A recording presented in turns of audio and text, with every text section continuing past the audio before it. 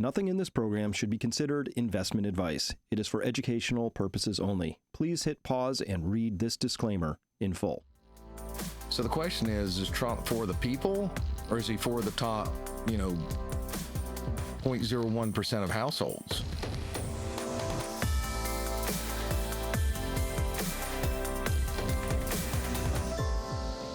Hello, everyone, and welcome to this edition of Finance University, Finance U, where we are going to do our best to decode, demystify, explain, and have some fun talking about the markets. Back with Paul Kiker of Kiker Wealth Management. Hey, Paul, how you doing?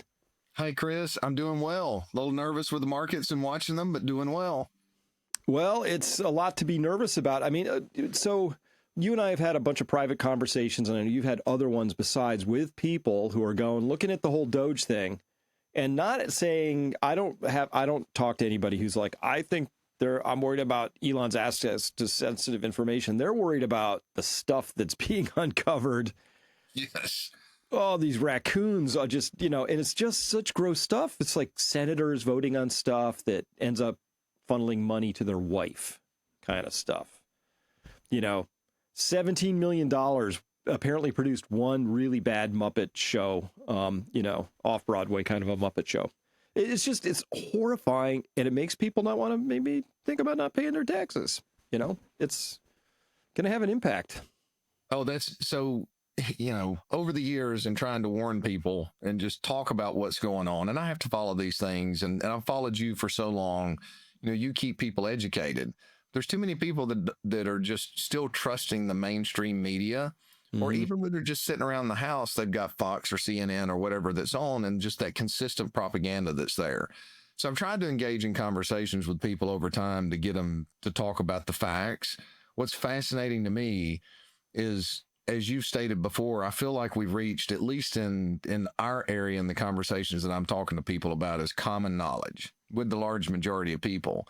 They're finally willing to have the conversation. They're angry about it. They're frustrated. They don't know what to do. There's this boiling anger that's out there right now that I'm seeing consistently. And I'd say that's probably 90% of the people, and about 10% of the people are just, oh my gosh, Elon Musk is getting access to my social security number. And, I'm thinking, look, government's known everything about you, since the mid 80s from clients that I've talked to that did contracts with NSA and some of these others. So they're completely missing the boat at this point, just completely missing the boat. This was on a Signal Hour, but I remember I was reading like 5 years ago. I'm just guessing, could be a little longer, but there was this fusion center. They put this fusion center. So that's the FBI and state police and they're fusing the data. And so then there was some sort of, I forget who, some congressman looked into it and said, what are you guys doing in that fusion center? Paul, they were tracking their exes, stalking partners, like manufacturing false evidence against rivals. I mean, it was humans being human. So the idea that somehow it's sacred when it's inside the government is just, I don't have that particular delusion. No. And wasn't that the event where one of the NSA individuals was using satellites and the high resolution to look at girls in the backyard while they were laying out in the sun? That was that event, wasn't it? Yeah. So we've been warned. We've been warned over time, but I think all of us hope that it wasn't this severe. And as cynical as I can be, and as much corruption as I've seen on Wall Street and just in this industry, sometimes I feel like I'm swimming in a cesspool. But you got to have people that are trying to help people in this industry. I've been shocked, absolutely shocked by the sheer level of corruption, just foolishness that we have seen. And I tend to react a little bit quicker than most people do. But everywhere I go now, that anger and shock is just conversations around the edges everywhere. Well, that shock is going to spill over into markets. So today, Paul, I was hoping we could discuss gold, a little bit about Bitcoin and MicroStrategy, ticker symbol MSTR. Got some data there. And also Microsoft's death cross and anything else that's on your list. Of course, this is with Peak Financial Investing. If you want to talk with Paul and his team, go to peakfinancialinvesting.com and they will take care of you. And a very simple form there to fill out so that they'll know who they're talking to. I want to talk about this. Paul, you remember, we've all seen the pictures, Weimar Germany, kids playing with stacks of cash as if they were building blocks, probably because they were cheaper than building blocks for the whole stack of cash. Wheelbarrows required to go conduct just a little bit of business, right? So that's Weimar Germany. And I wanted to talk about this because I was having a conversation. I have a lot of conversations with people like, Chris, gold is almost 3,000 an ounce now. Is it a bad time to buy? And I know it feels that way, right? And I can't guarantee that it isn't a bad time to buy right now relative to where it'll be in a few months. But I want to put it in context because we know our money system's out of control. We know that we just saw Congress just came together in a nice bipartisan show. They didn't cut anything. They passed the whole stupid thing, right? So with all of the D.O.G.E and everything, they still passed a big old budget with everything in it. So here's the Weimar roadmap, and their currency at the time was a gold mark. And for a while, you could convert it into gold. And so here is the value of one gold mark in paper marks. So these other paper marks they had. So if you wanted to have gold, it climbed up here. And this is a log scale here. So it goes from 1 to 10 to 100, 1,000, 10,000, and so on, right? We're just adding zeros as we go up. All right. So from 1918 to about 1920-ish, beginning 1920, it ran from 1 to 1. Took about 100 and I'm going to guess there. I mean, probably 80 marks, something, 70, 80, somewhere up there. But then it fell, Paul. Oh, no. Oh, no. Look at this huge decline. That's probably a 50% loss right there. And it bounced along. But look at this shape. Swoop up, consolidate for a while. This little peak falls back and then, uh-oh. Mm-hmm. Doesn't that look a whole lot like this that we're experiencing in gold?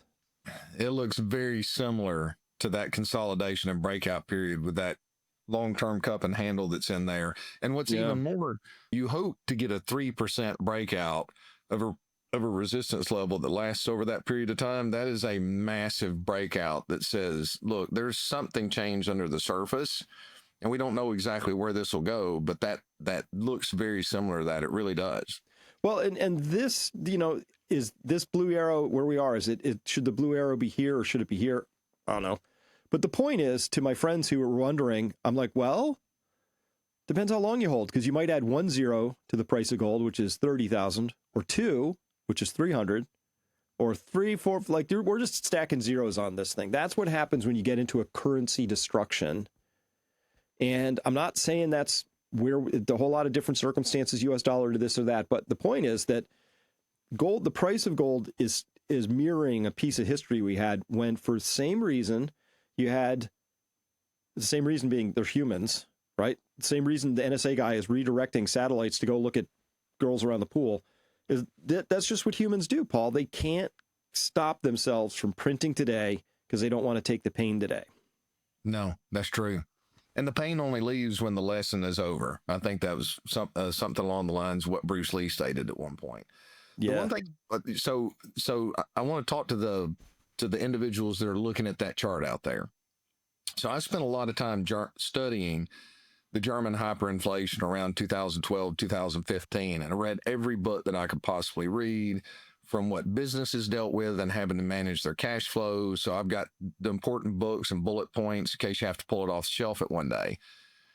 But in reading that, I was actually surprised. So for those of you who saw Chris's chart that he posted on the price of gold taking off, that looks easy. You look at that in hindsight and you're going, oh, wow, how easy was that for the people who purchased it right there and took off?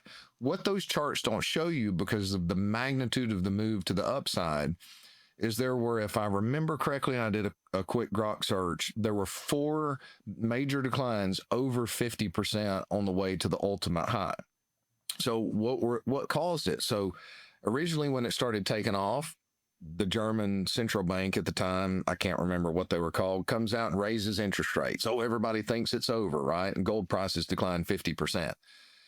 So if that's where we're going, you're going to have to understand that it's not going to be easy. However this unfolds in the future, there's going to be volatility in every asset class because we're shifting from a trajectory that has been seared into the memory of most investors. And that's one of the reasons why I'm a little nervous about the market volatility here, but because of the fact the government has bailed out the markets for so long, the common perception in regards to Trump is that he's not going to let the markets go down. Okay. There are people that I believe are seeing clearly saying that he's more interested in getting the 10-year and interest rates down this go round than what he was the market back then. And that makes sense because you get interest rates down, that's going to help the average individual a lot more. But the point being is it's not going to be an easy journey. So you've got to do the research and you've got to understand we're into the wild unknown. You want to invest into the things that have the most likelihood of having value, right? The one thing about gold is it doesn't have any counterparty risk. So if debt blows up or a great taking takes place, you own that gold. That may not necessarily be the case on some of these stocks where you're paying 200 years worth of earnings for them just because you think it's popular. So just know that. Go back and study. There's great information in anything that you can study if you're curious about it during that German hyperinflation period of time, and it's still applicable to our lives today. Well, a decline of 50% would bring gold down to 1,500. I know I would get a lot of squawking people. I would be questioning things like what happened and all that. But the point is that when you're looking at this chart, the question wasn't how many paper marks was your stuff worth at the point. It was how many ounces did you have? Because there are all these apocryphal stories, right, of people who's like, oh, yeah, this bellhop bought the entire hotel he used to work at because he had a gold coin. And the value of that gold coin was more than the outstanding loan in marks on that building, right? So yeah, I think Mike Maloney put it out. He said if we divide all the gold in the world by all the people, there's about 1.2 ounces per person. Oh, wow. I didn't realize it was that. That's incredible. That's it. That's the total thing. And for silver, it's not a lot more than that. It's like 3 times that amount, like 3.5, something like that. So there's not a lot per person, for sure. So, well, and one thing that I want to point out for those people that are concerned that is gold atop. Look, in the short run, nobody knows. There are people that get lucky that time it in the short run, but there are certain signs in 26 years of looking at this. Okay, what's everybody talking about right now for the past year, past 2 years, past 3 years? NVIDIA, the Magnificent Seven, Tesla stock, right? This is what you get into an Uber, somebody's talking about it. You're at the gym, somebody's talking about it. Your brother-in-law is bragging about it. That's when there's the greatest risk that's out there. Really, I mean, I'm telling you, just in human psychology, when everybody knows that nothing can impact it in the future, everybody's on the same side of the boat. And that's when you need to go the other way. But it's hard to be a contrarian because people think I can get within 6 months of it. Sometimes you're 3 years early. So that's one of the reasons why we use momentum tools to help us in there. But here's an indicator. So in 2004, I was recommending gold and silver to clients back then. Not, and I got to be careful because there's regulations on cherry picking, but I got to use an example for gold. So not saying that we did great because at the same time, gold when 2008 went down drops from 1,000 an ounce to 600. At that point, there still wasn't that many investors that were looking at buying it. And when we had the worst liquidation in 2008, everything goes down because investors are selling whatever they can sell to raise cash, to send money back to their investors, to cover their debts. When gold peaked in 2012, I think it was around 2013 at 1,800 an ounce, your Uber driver, I don't know if we had Uber, your taxi drivers and Uber drivers were talking about it back then. Everybody wanted it. We got a long-term sell signal on it. And I remember having a client that came in and I was selling our physical gold, my physical silver to reduce back down to the 10% holding because I didn't want to sell it all because long-term I thought it would be good. And I remember the person saying, you're an idiot because everybody knows that it's going to go up. Well, that was the point where it went sideways for some time. Now, hopefully they held it because it still end up, may be something good from a long-term standpoint. But I don't think we're at a long-term top in gold right now simply because of the fact that this is institutional. This is not your retail investor, and people aren't talking about it. When people are scared that this may be the top, that tells me that we've got higher prices, even if they go down in the short run. Oh, none of this advance in gold's price has been driven by retail at all. Retail is not even part of this story. Has nothing to do with them. This is big money. This is elephants. It's opaque. You and I can guess, but we can tell it's big money. This isn't little money. Little money is actually selling at this point in time. I know that because I can go and look at the premiums that exist in retail and see these very, very low premiums, especially for, say, numismatic quality 1933 and prior gold double eagle stuff like that. Like you can almost get them for melt. That's because people are selling their collections, right? That's amazing to me. And I've had a few people that have sold some that had purchased them a while ago at good prices, and they're like, "Well, I want to build a barn, but barn's a different story." But they just think they're too high, right? And I'm like, I would highly recommend you consider holding on to that, for quite some time. Hello, everyone. I just wanted to take a quick break to tell you about Peak Financial Investing. Look, my whole goal in life is to help you be prepared, to help you be resilient, to have you have the freedom you need in order to live your life in the way you want to live it. And top of that list is financial freedom, making sure that the money you have saved accumulates appropriately and isn't lost to some random process of market downturn or something like that. Peak Financial Investing is a place where we will connect you with our endorsed financial advisors who understand the world the way we do. You deserve to talk to somebody who is not going to look at you like a dog listening to white noise when you say, "Hey, should I invest in gold? Hey, is the dollar going to be okay? Hey, are there any big risks here? Are there any bubbles we need to be aware of at this time?" Great questions.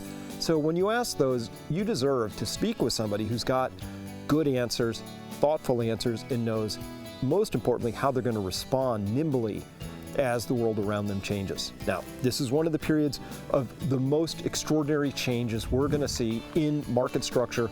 China's coming up and rising. Geopolitical tensions are afoot. We have all sorts of realignments happening. The federal government is deficit spending like nobody's business.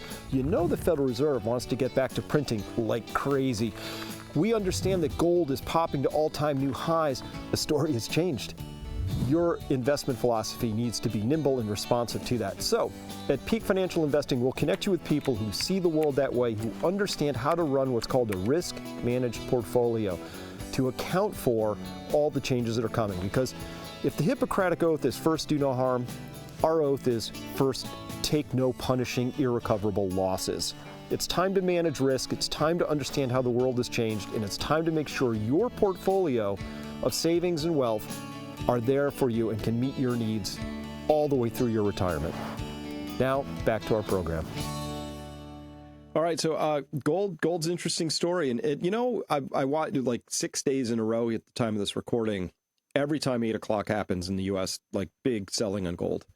And it's just, we're used to it. It's what we do. We're the United States. We sell paper gold. It's tradition.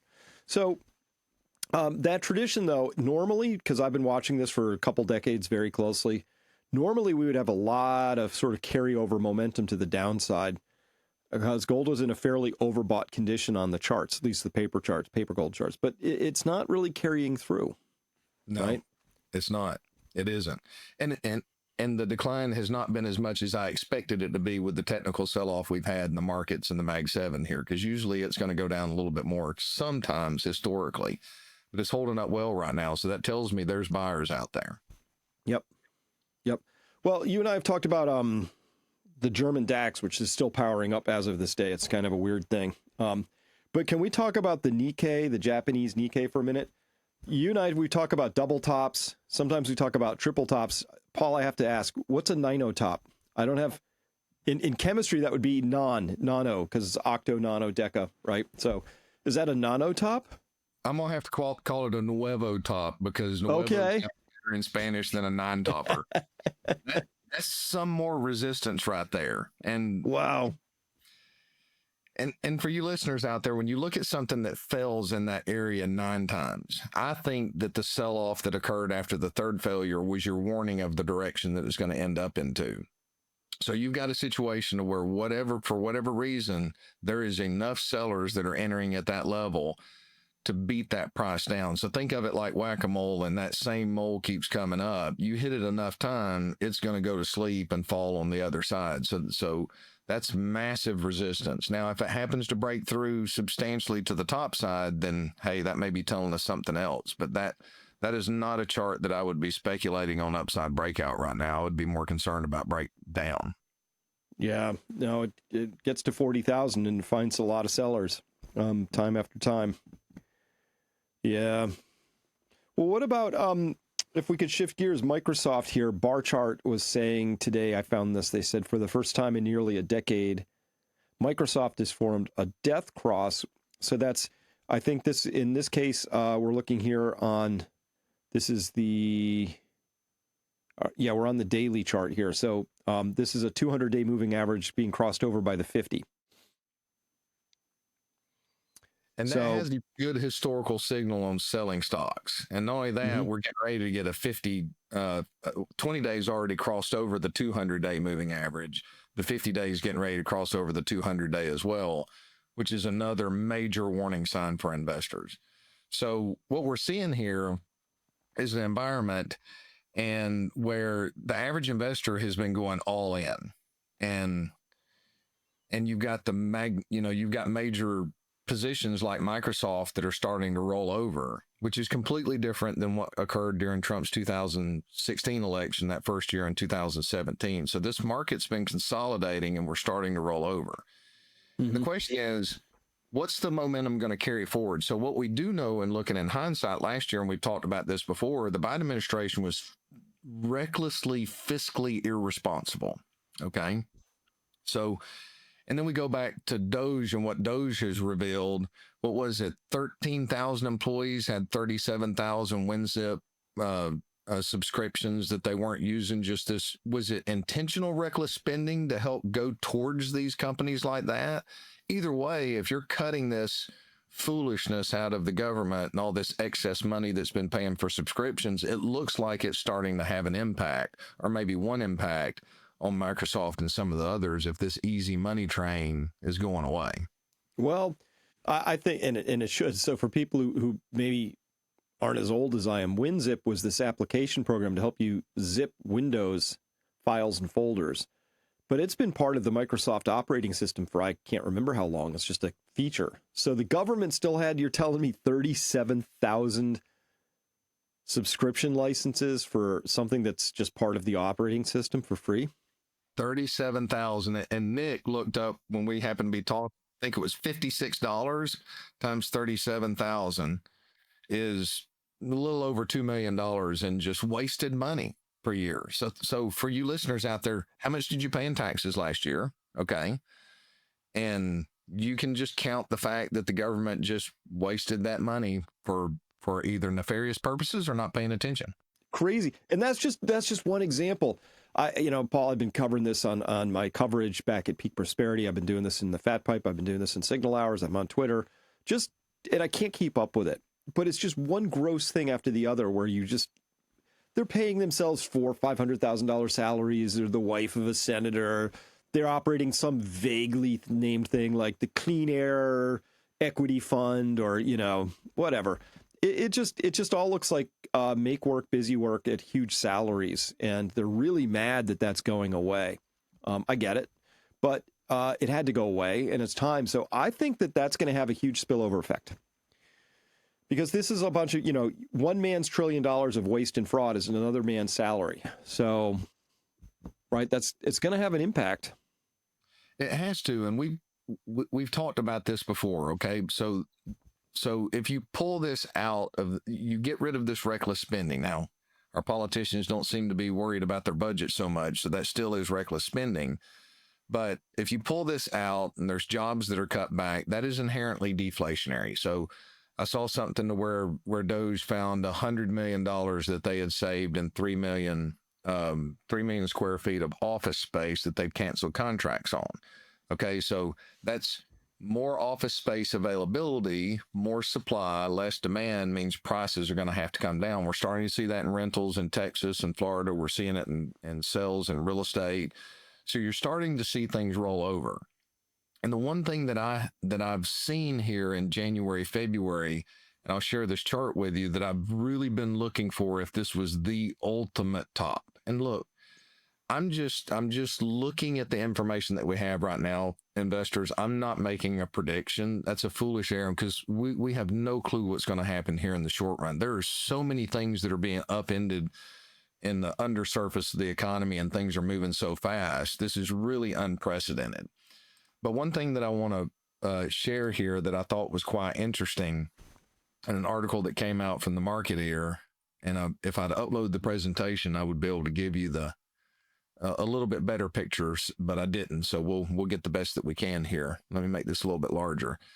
So one of the things we want to look at is some euphoria. So this is from an article by the Marketeer, February 22nd, 2025, called It's Disturbing. So this is the estimated retail net flow and billions of dollars over the prior week. So this is going back to 2016.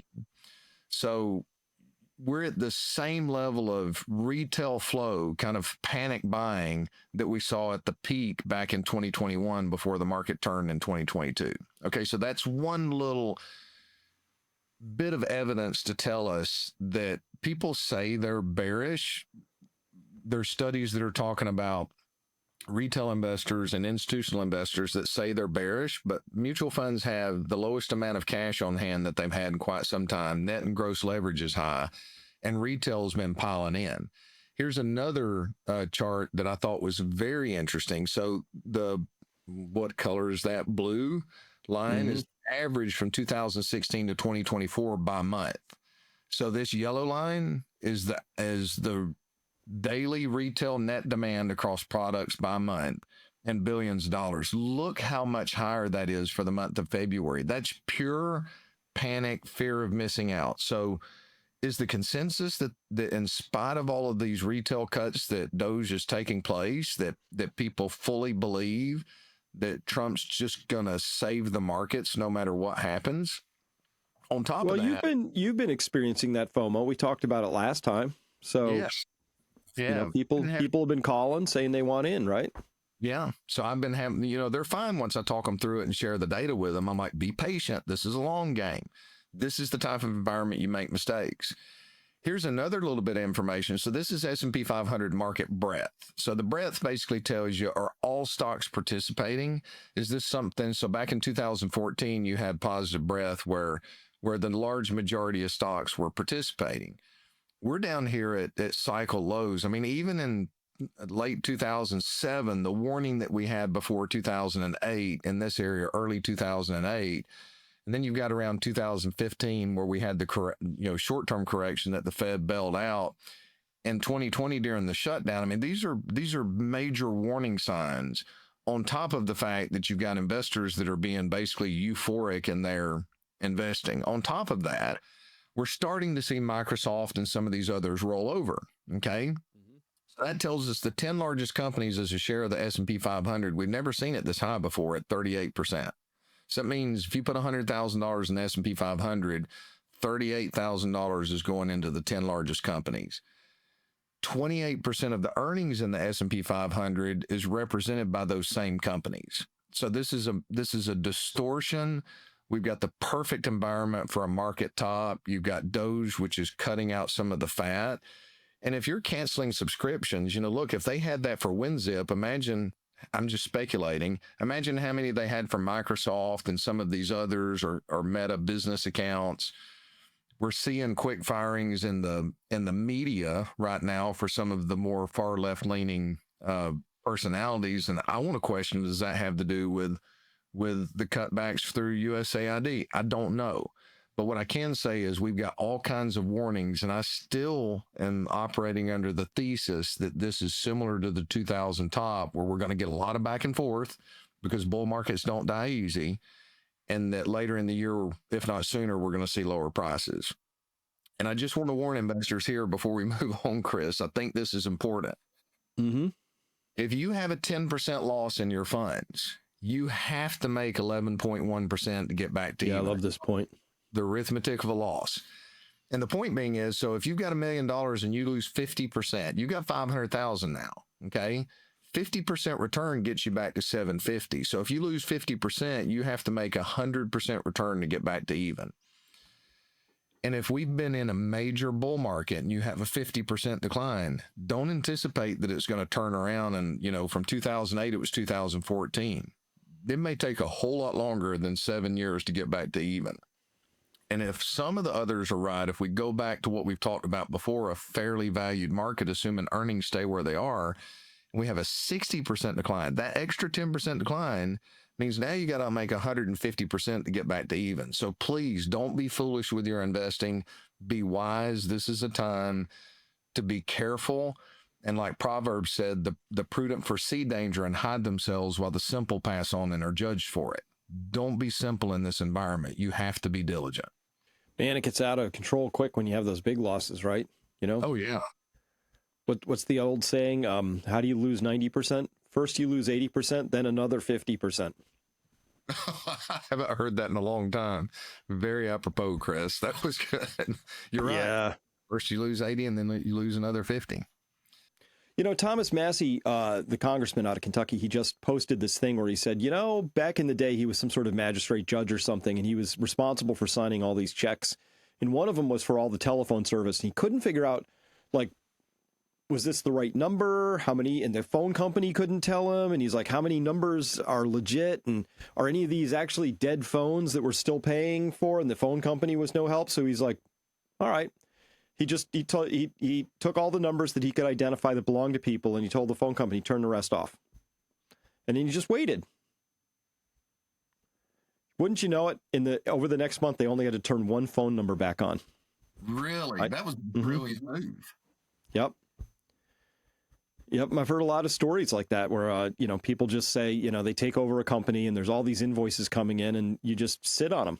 And whoever calls you up and says, where's my payment? That's a legit invoice.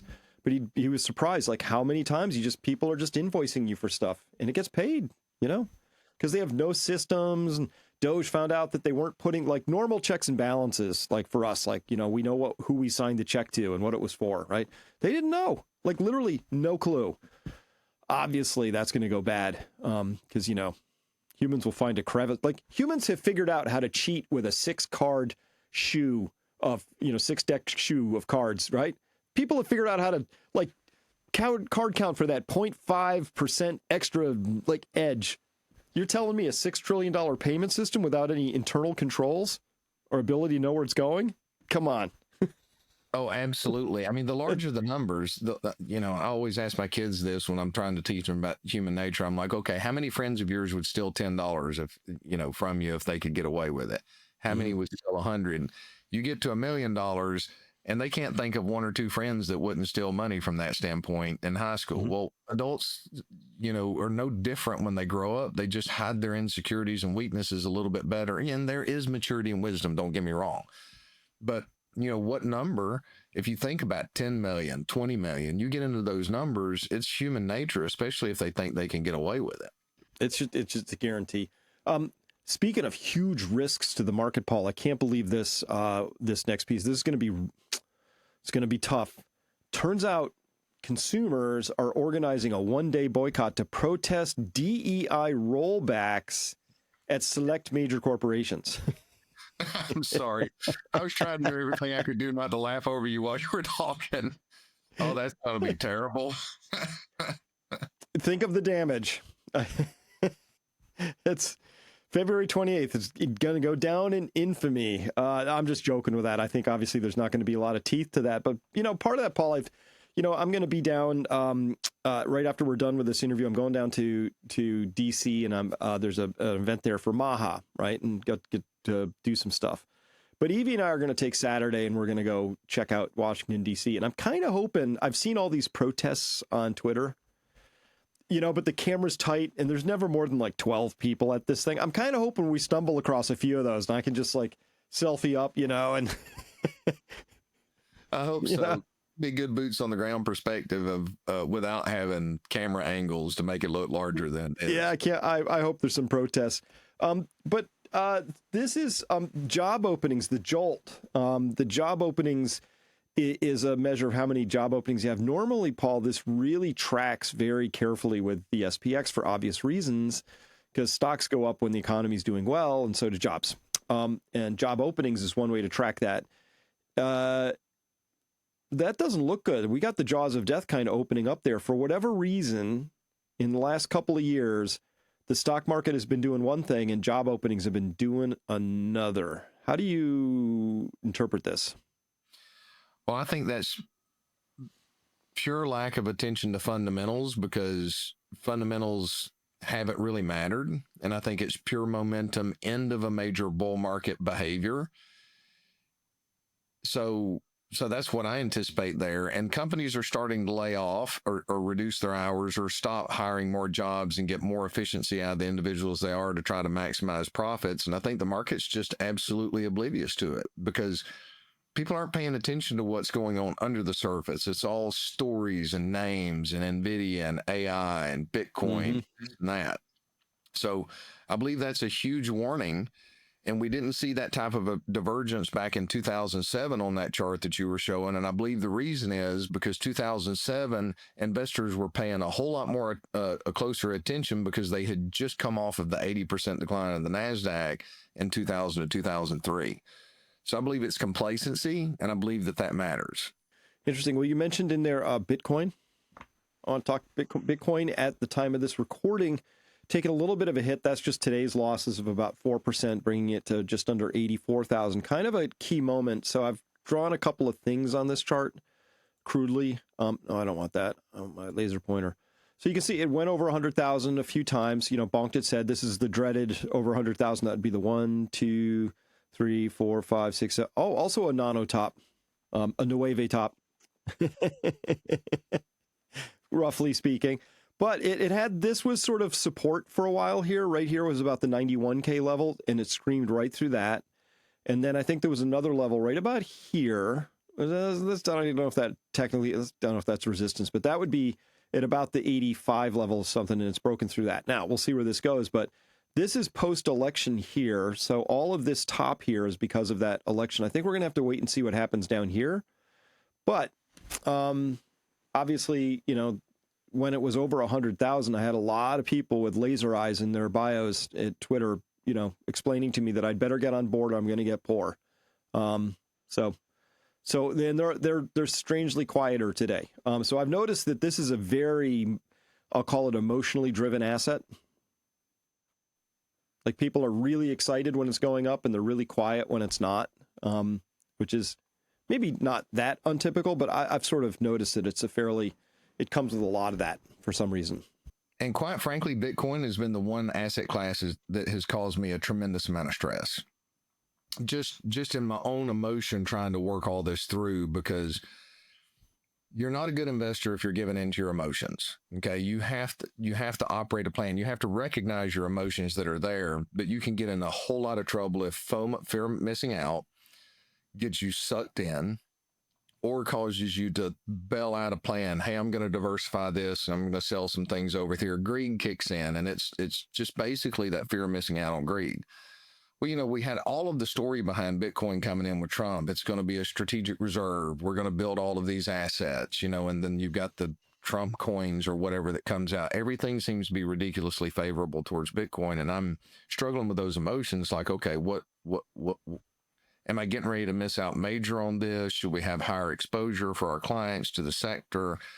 You know, no, let's follow our rules because emotions are taking over. Now, the other side of that is fear. You know, you get forced out of a position because you can't imagine it'll go up.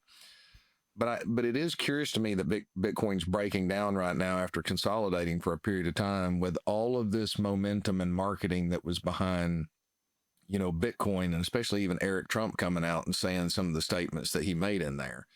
Mm-hmm. He may have gone a little rogue, and, you know, because you assume that that's a mouthpiece of dad there. Maybe he's gone a little rogue a little bit like other investors. I don't know.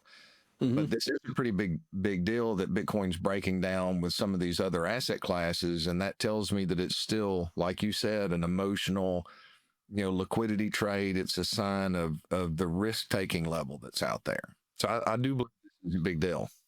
I also consider this to be this is my preeminent liquidity gauge. So this is actually a canary for me about the broader market, Paul. Liquidity is drying up right now, and that's consistent with, say, oil and gold and silver and copper. And it's just saying that the main stock market hasn't quite caught down to the message yet, if this is a true signal. But what's fascinating to me is the story of Michael Saylor of MicroStrategy, ticker MSTR. That's why it says MSTR up there on that. And listen to this, because this is astonishing to me that if I said anything this ignorant, the SEC would be all over me. Rightly so. Listen up. Call the date specifically. It's very misunderstood. People think it's debt. It's convertible debt. It's unsecured. No recourse. So to set the context, Paul, for people, MicroStrategy bought a lot of Bitcoin. Where did they get the cash for that? They floated a lot of what's called convertible debt. So it's a bond. You float it, $1 billion of bonds, and people buy that.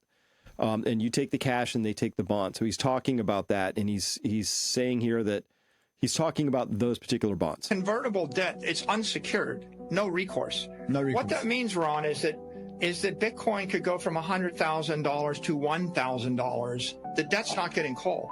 There is no recourse. Bitcoin can go to $1. You see, Bitcoin can literally go to 1 penny. The debt doesn't have, there's no call feature. And so it's like basically someone loans you billions of dollars and you agree that in 5 years you will either pay them back in cash or in stock. Okay, that's what a convertible bond is for people listening, is your choice. You can convert it. So, Paul, I've bought $1 billion of MSTR convertible, and it has it in buying that, the bond would have a convertible option on it, and it would say, oh, if the stock is above 450 a share, you can convert your bonds into shares at that price. And so if the stock's at 650, dude, I'm taking stock shares, right? So it's a pretty sweet thing if you like the optionality, if you think the stock is going up. But he said two things in here that are so wrong, I can't understand it. One, he said non-recourse, very specific term. Non-recourse loan is like I could take out a loan, and if it goes bad, the bank can't come after my stuff. They have non-recourse loans for mortgages in California, right? Meaning if that goes upside down, the bank doesn't have a recourse to come take your car and your bank account and whatever else. So that was wrong. And then saying there's no call option, so it doesn't matter what happens, we don't have to pay cash for these things, is not actually true. That's not how convertible bonds work. Cool. So I asked Grok3 about this. I'm pretty sure this is correct, right? And it says here, if you've purchased convertible debt from MSTR and the stock price is below the convertible strike price, whether you can get your money back in cash depends a little bit on the specific terms and that you hold at the situation at the time of redemption or maturity. So convertible notes, they have a few key provisions usually, but guess what? Here's how it works. If the stock price is below the strike price, you take your money, you get money. And at maturity, at the maturity date of the notes, number 2 down there, if you haven't converted them already to stock earlier, MicroStrategy is obligated to repay the principal amount in cash, assuming they have the funds to do so. Yes. That's how that works. That's how I've always understood it to work.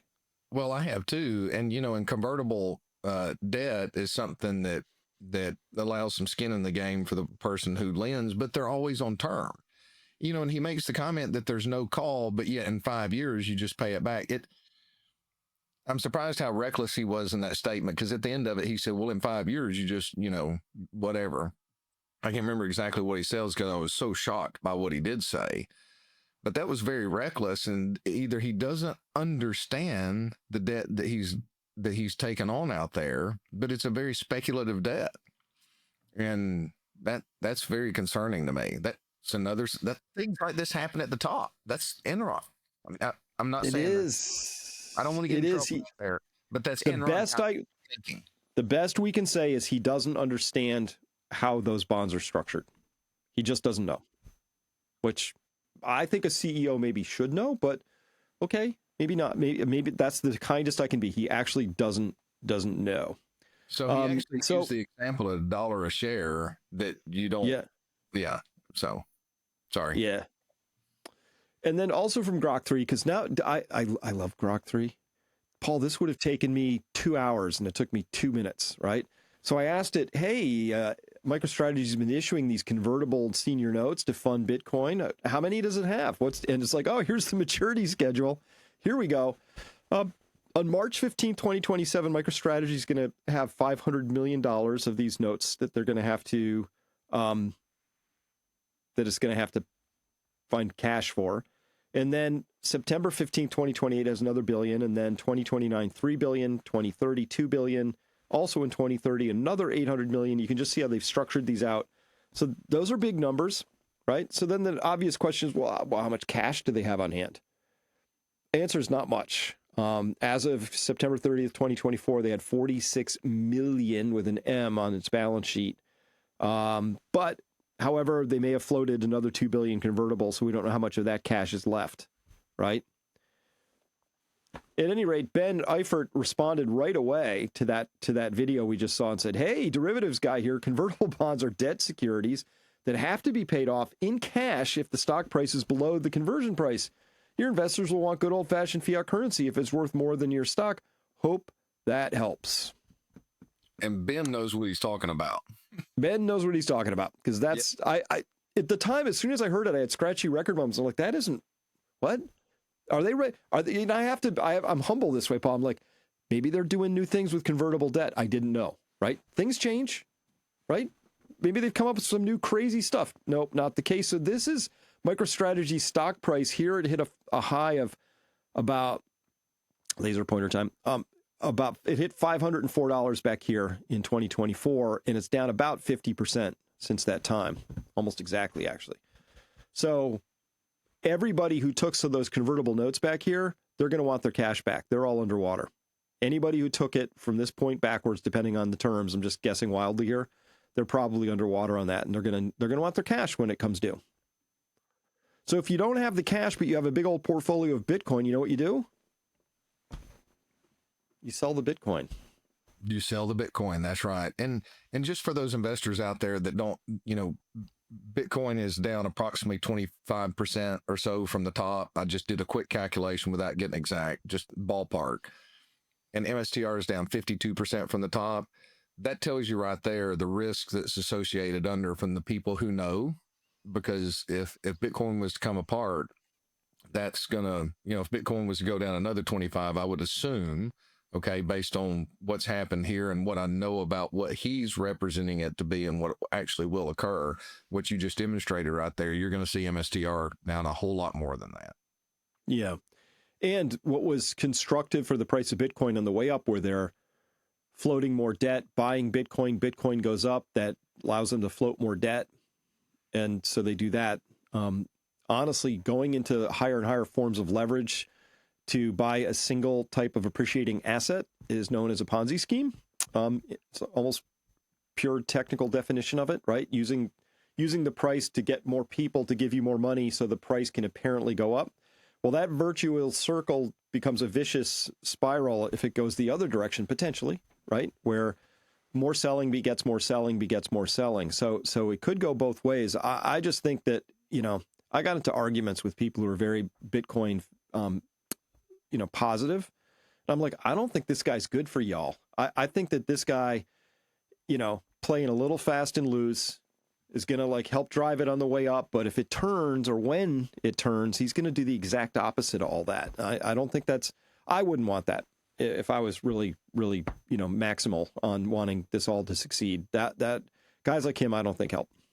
No, I don't think so either, because it damages the whole community and the network, and it sucks a lot of people in that don't realize that they're gambling.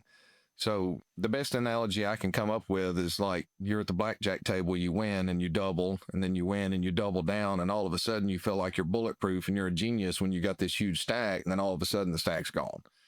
Yep. That's what ultimately happens in schemes like that. So, yeah, I wanted to get your points of view on a couple things. I did this solo last week when you were stuck in the Liberian airport. It was quite the stressful event. But I will tell you one thing that's interesting. So they canceled our flight. And I got to say, I snuck away to Costa Rica.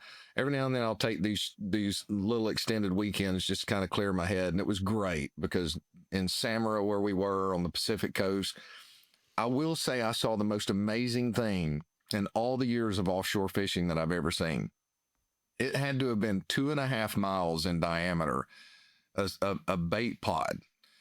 And we sat there, and I bet there was 500 dolphins that we watched and manta rays that were jumping out. I mean, I was literally in awe. And I tried to take pictures of it in video, and I'm looking at it, and then I'm looking at and I'm like, I just set my phone down. I just wanted to enjoy it. The bad thing about that is the fish didn't want to touch anything that wasn't real. Mm-hmm. But So we come back, our flight's canceled. Several flights were canceled. We don't know what's going to happen. Finally get a hotel room and we get over there.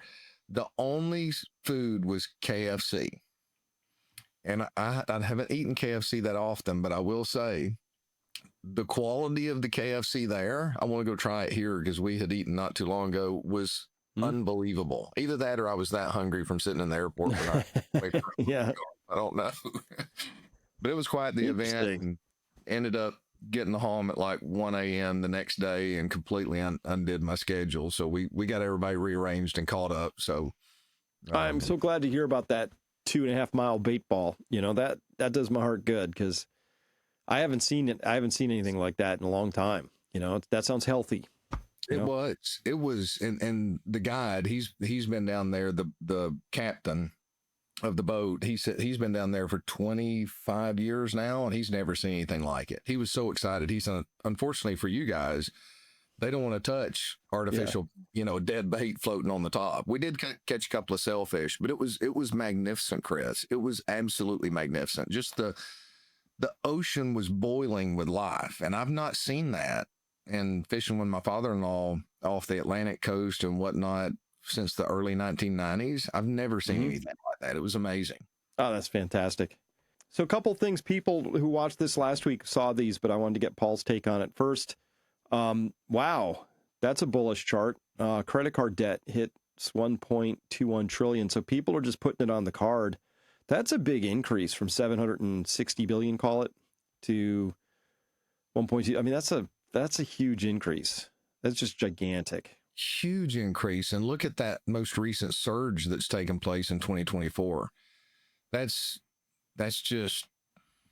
both a combination of reckless spending.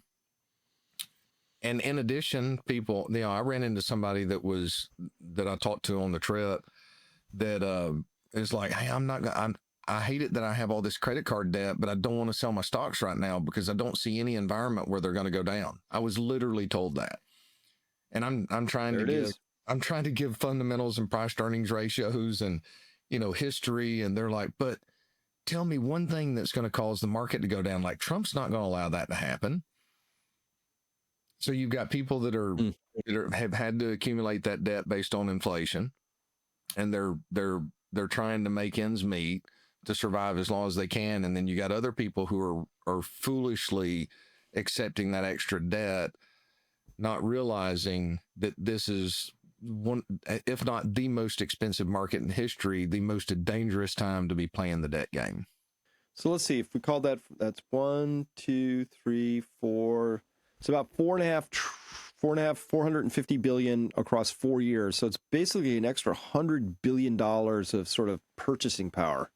I'm curious what the average credit card rate is right now. It's probably 21, be my guess. The reliable estimate pegs the average rate at 24.2%. Okay. 24.2%. That's not a wise thing to do. That's financially devastating to the people who have debt. Yeah, if you had to carry all of that, that's another $300 billion per year. That's hefty. Ouch. The next thing, Paul, would be this from Finansalot, who just wrote Godspeed All, drawing out the dreaded megaphone pattern, which is a charting thing, which you could tell kind of looks like a megaphone. So he's also drawing a rising wedge on the Dow coming up and then going back a bunch of years. I think that this chart starts in 1997 over there on the left. So anyway, a big, giant megaphone, but you can see all that rise from 2000, great financial crisis time onward, 2008 onward. That's just been the central banks just printing like crazy. So to your friend's point, is there anything you can see that might cause the central banks not to print? Is there anything that I see that, well, that's a good question. It depends on whether they want to crush the currency and put pure misery on top of the average American citizen. And I would think, based on Trump's actions and Elon Musk and what they're doing at D.O.G.E right now, that if they really wanted to do that, they wouldn't be cutting this excessive spending out of the government. They'd be letting it flow into the economy like the prior administration did. And that's at the top of a Bollinger Band and a rising wedge and a megaphone pattern. And I know that I'm so used to looking at these, but Chris, you had the same megaphone pattern develop in before the 2008, which developed. That's a rising wedge there at the top of the Bollinger Band before it came apart. So that Bollinger Band, guys, is that cloud that's up there. So that tells you that we're in a very dangerous place right now. Yeah, you can see when you get up to the Bollinger Band and touch it, you tend to go down and touch the next one. Come up and touch it, come down. That's the 2007, 8, 9 crisis. But then it bumped, it's just sort of been bumping along the top of this Bollinger Band for a while. It's pretty impressive. I would love to overlay that with the Fed QE1, QE2, Operation Twist, because all of that kept that market just redline pegged going forward from that standpoint from there. So, the question is, have we entered a different environment? Is Trump more concerned about bringing interest rates and inflation down, or is he more concerned about keeping the market up? And we won't know until we get hindsight. But what concerns me is the average investor believes that Trump's certainly not going to let the market go down. But that reminds me of one chart, if you don't mind me sharing it here with you, Chris. Yeah, please. This came up. So this was by Greg, the analyst. And I don't know if you've ever followed Greg. I've followed him for a long time. He puts out good work. And he was basically saying that we saw that already. And in those, talking about past periods, bet 2025 is also way too high without reading all that, because we'd have to have the prior conversation. Share of wealth in the U.S. owned by the top 0.01% of households. In 1929 was 10.4. In 2021, it's 10.8. This is cyclical. This is something that if you read the Bible front to back, you see the same cyclicality in human nature go forward. Our human nature hasn't changed. It's just different generations make different mistakes with, thinking they're smarter than the ones that are prior. There are certain things that we go through, like the seasons that we go through, fall, winter, spring, and summer. The same thing happens in longer cycles in economies. So the question is Trump for the people, or is he for the top, 0.01% of households? And based on the actions that we're looking at right now, the Biden administration was for the capital, which are these people right here. And I'm hoping that Trump is actually going to come through with what they're doing right now and be for the average individual. And if that's the case, I'm not so sure that they're willing to sacrifice the currency to print unless that's the only option that they have. I don't know that the currency can be saved. I mean, the Federal Reserve had one job, and it was to print money out of thin air and not do a bad job at that. And they've printed too much. I mean, I actually going to take him at his face value when Elon on February 17th came out and said, America's going bankrupt, all caps, from extreme, all caps, levels of government spending. Either radical action is taken or we're toast. Mm-hmm. I think they believe this. I believe it because that's what my data and my charts tell me too. So if you hold this point of view, Paul, you believe that America's going bankrupt, it's too much spending, what do? I mean, cutting spending's obvious on one end, but you have to do something more than that. I'm submitting. That's right. I think it's a new paradigm. I think they've got a deeper plan. It very simply, what you would do is you want to manufacture as much as you can on your own shores. You don't want to be spending all your money buying manufactured stuff from other countries. You got to attract all of that capital to come back, but you got to have people who know how to do the jobs, who can work. Yes, you do. Yes, you do. So you either have a default, which is ultimately a default's not a debt jubilee. The end result is, or you crush the currency and try to inflate it away. Yep. Either way, there's pain. But from what I've experienced, what I've read throughout history, I am much more concerned about a hyperinflationary event than I am a deflationary event. Because deflationary events are going to wrestle the power from the foolish to the wise and the patient, long-term thinkers, where hyperinflation is going to just absolutely crush everyone. Yeah. I mean, if we lose our currency, is there any, what other options do they have though, besides those two extremes? Come up with a new currency, to try and hot swap it midstream. But there's a lot of pain in any one of those stories. And I guess that's, why I'm so interested in having people work with you, Paul, because look, I don't see any way around this at this stage. That there's we live beyond our means for too long. Now we're going to have to live below our means to sort of balance this checkbook, right? It's national finances. I don't see another way around it at this stage. And I challenge myself all the time, daily calls with Nick. I'm like, how do we have this wrong? What's another way to look at this? What am I missing? Is there another way to think about this? But I think where we are at with the overall debt and spending problems in this country, I have to imagine this fantastical amount of economic growth. So I'm constantly on the lookout, right? Is AI that thing? That's more deflationary to me than expansionary, to be honest. AI is certainly, technology in general is deflationary. As it should be, right? Yes. And I'm thinking of all these graphs that I could see about the cost of storage back, 30 years ago and what the cost of storage is today and just how much you can get. Technology is deflationary. Any technology, right? So if I have to hand dig my field to put potatoes in, I can do X of those, but with a tractor, with technology, I can do X squared times 10, Mm-hmm. You can produce more goods for less effort, which more goods brings the price down. Scarcity brings the price up. So I want to share a thought process with you, just so I can share with individuals that are listening, just the studying that I've done throughout history and looking at the German hyperinflation. Okay. People didn't anticipate that happening. You go back and read journals. It's easy to look back in hindsight and say, oh my gosh, it made sense. People were burning wheelbarrows of cash because the cash was easier to get than the trees were to grow for the wood to heat their house. That's literally what people did.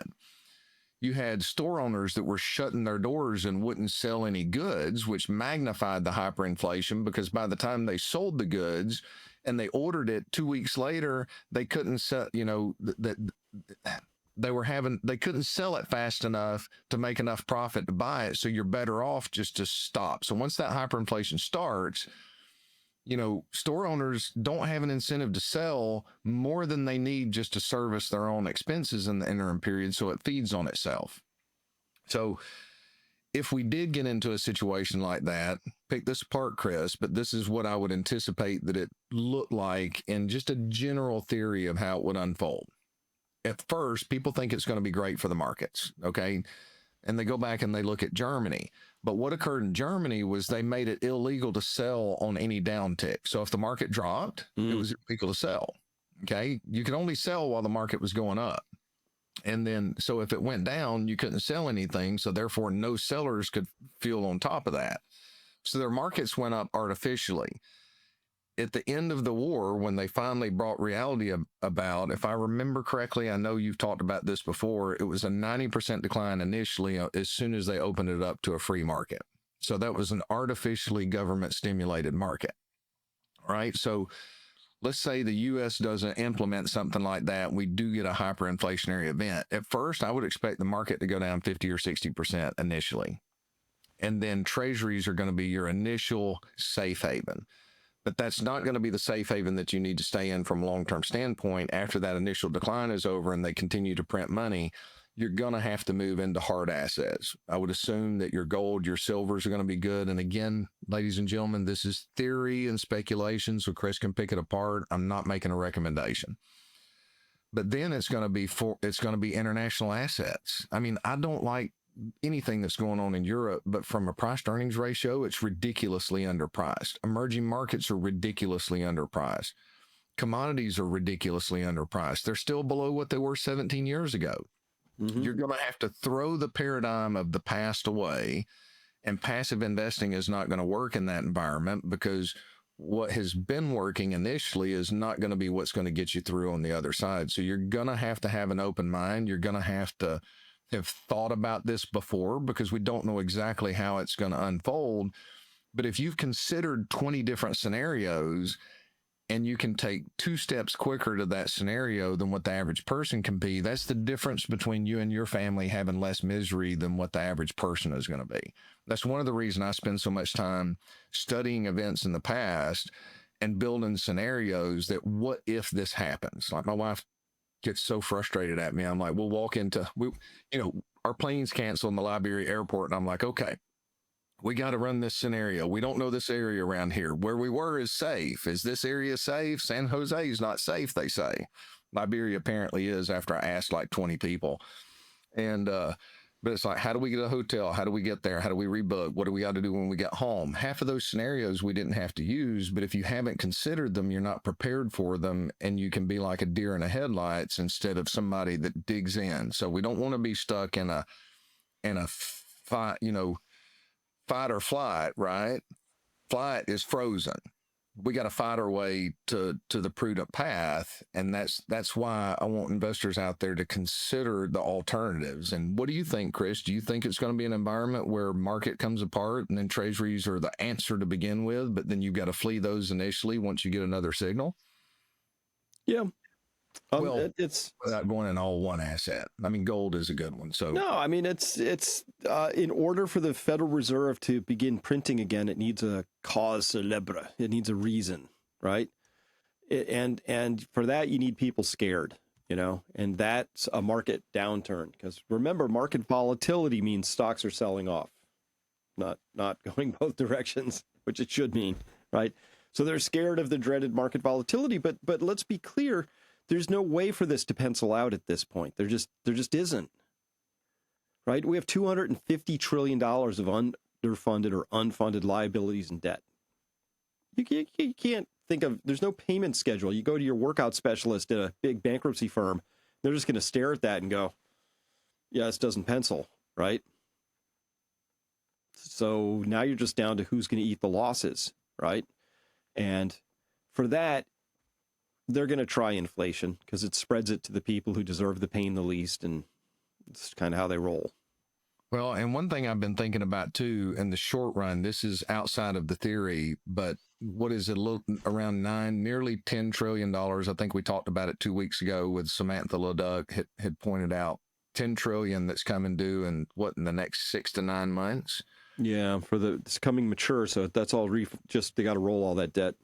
They've got to roll all that debt. What's the easiest way to provide capital to roll that debt in the short run is stop supporting the market, right? Because where's money going to flow to?